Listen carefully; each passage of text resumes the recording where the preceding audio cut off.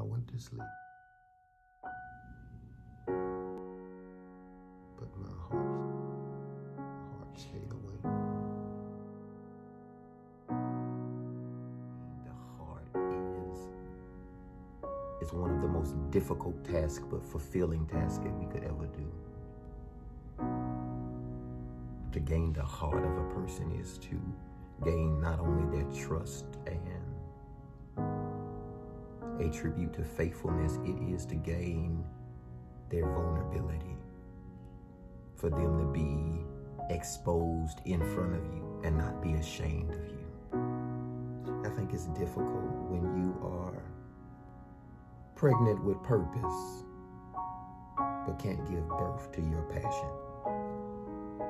You shut up in the womb of God calling you to do something, but nobody believes in you enough to midwife you through it. Talking to somebody today who is impotent in it. You are barren to giving life to what you're called. You've ever been in this place? Do you know what it feels like, seems like, alludes to be in a position where God, I lay down and I am not fulfilled. You can't seem to think of anything else but what you're called to do, where you're called to be, who you're called to touch, what it is in life that your purpose is. You go to sleep, but your heart stays awake. It burns inside of you so much so that, God, I feel incomplete, broken, unwhole. I seem well on the outside, but every place that I go, if you really look, you can identify with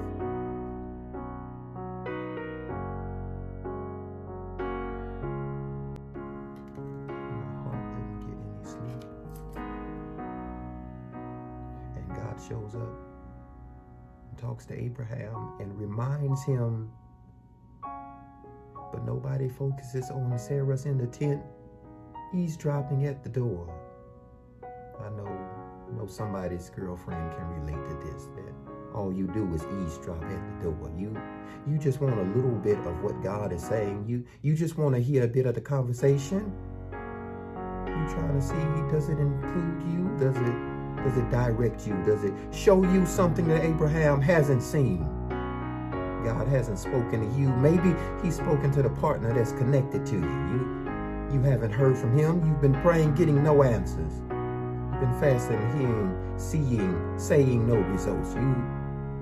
You've been given a promise and God hasn't delivered.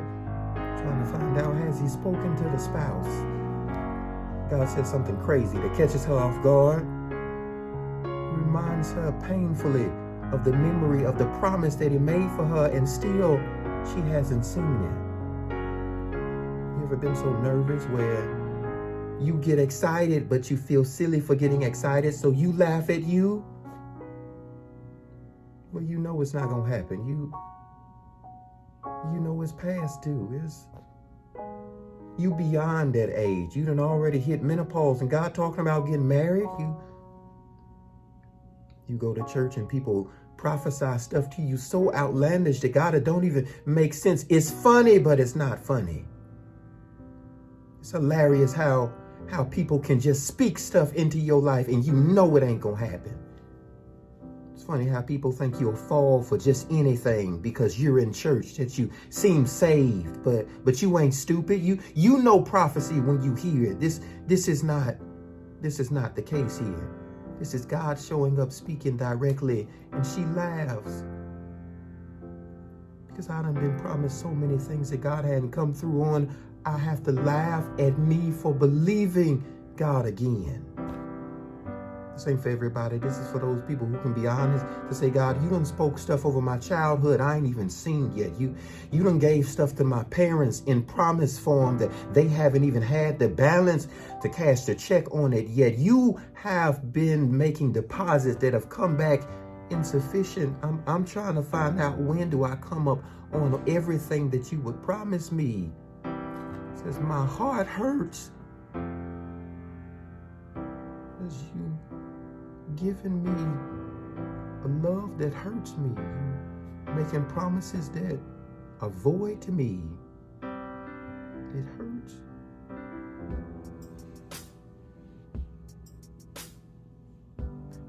think this is the chapter right before God destroys Sodom and Gomorrah. This is the chapter where we see, seemingly because of the one connected to it, the wrath of God, the anger of God, the place where God doesn't care. But I really beg to differ. I think that this is characteristics of the God that we serve and we love for why it is that we do. I know that she is in a difficult space because she's old. She's past the time where doctors would even try now. Is she laughed because they laugh at her when she makes the phone call saying, is it possible for me and my husband to still have a child? You can't even tell your friends about it. It's so crazy what God done put inside of you. It's ridiculous how much you want to post about it but can't, because you know people won't accept it. You try telling somebody that you 50 learning how to drive. Telling somebody that you 95 going back to get your GED.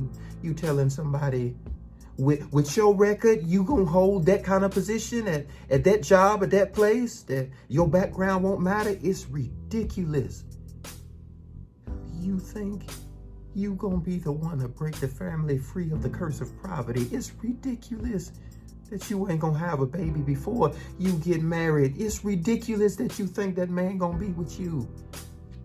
But that's the promise God made to you.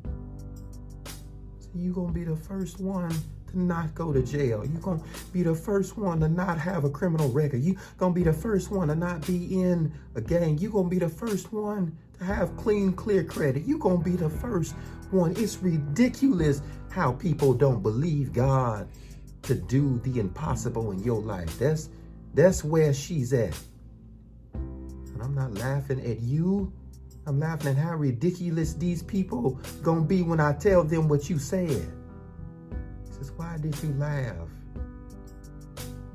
And this is where we find out the character of God. Why would you laugh at something I've said? Not what they said I've said, at what I've said to you. Is that you can't forfeit prophecy nowadays. Maybe God couldn't get through to you, so he spoke to somebody closely connected to you.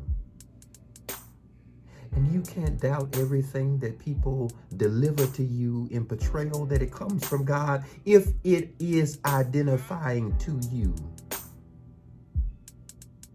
He says, why did you laugh? And she says, I didn't. Because she did it in her head. But God is standing here in person. And you gotta stop doubting in your head what God is showing you in person. You've become so stricken by everything you see to be something to be mental, that when God shows you the creation of the fruition of it, is that you doubt it so much so where you don't even go for it because you're seeing it in front of you. I'm talking about the right one coming along, and you begin to self-doubt it so much so that you can't even look at what's standing before you. That your value of you becomes so low, your willingness to accept it, to hold it, to have it. Says, I didn't laugh.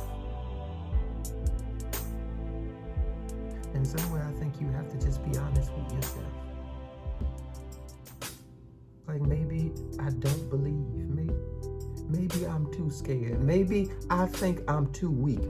Maybe it's not even the enemy, it's just me.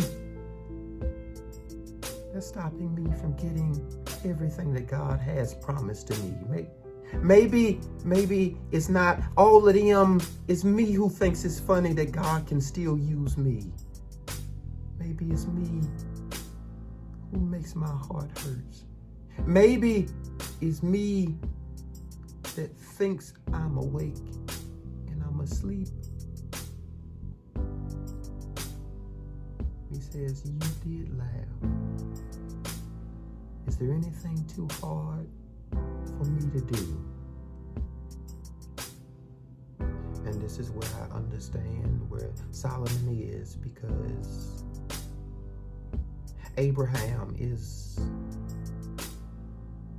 asleep, but his wife is awake with the dream of the fulfillment of what is to come, but cannot conceive. And her heart is awake, and so God has to stop by. I can't hear you today. God had to come by her barren place, her broken place, her bruised place, her hurt place. God has to come by and identify with her on today that I'm still the God who can do anything. I'm still the God who can make old people pregnant. I'm still the God who can bring life to a dead place. I'm still the God who remember what I promised yesterday. And regardless of if you doubt it, I'm still going to perform it anyway. I'm still the God who can do the impossible. It says when your heart stays awake, that's when God shows up and becomes personal with you, and lets you know that your heart can heal, that you will receive everything that God would promise. That not one word that God would have spoke would return back unto him void. I don't know who I'm talking to today, but I'm talking to somebody who knows that the promise God made over you is sure, but you haven't seen it. You know what he said, but you are looking at something that looks dead when God would speak life. I'm talking to somebody who hasn't lost faith, but you find it funny that everybody else is walking into their promised season and you're still waiting on him to perform. I gotta tell you that maybe it's closer than what you think it is, and you have to identify when you're in a barren place with your truth that maybe God, I laughed at you, which hindered you, that you are staying awake, and God wants you to lay those things to rest and know that he works in your favor still, on your behalf. Won't you up stressing about it? You hinder the pregnancy up stressing about it. And maybe somebody has been pregnant with it and you haven't seen it all the way through. Maybe you aborted it by the doubt that you hold to what God said to you.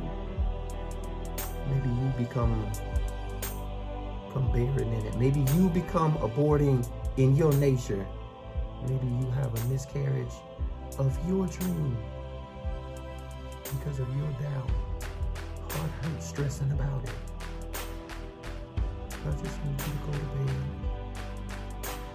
Let your heart rest in knowing that every word that God spoke, everything that he said, will come to pass.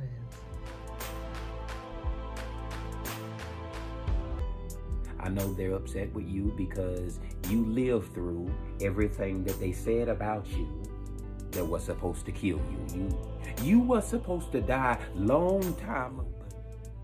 See, you got to be able to understand that the one who called me is not subject to the opinion or the oppression of a man. That if God determines inside of me that it is I am to live until I see the fruition of my destiny, then no matter what attempt of attack you or the adversary comes with today, that the enemy cannot stand in my way. You try telling somebody that you 50 learning how to drive.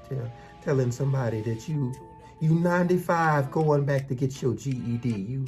You telling somebody with your record, you gonna hold that kind of position at that job, at that place, that your background won't matter. It's ridiculous. You think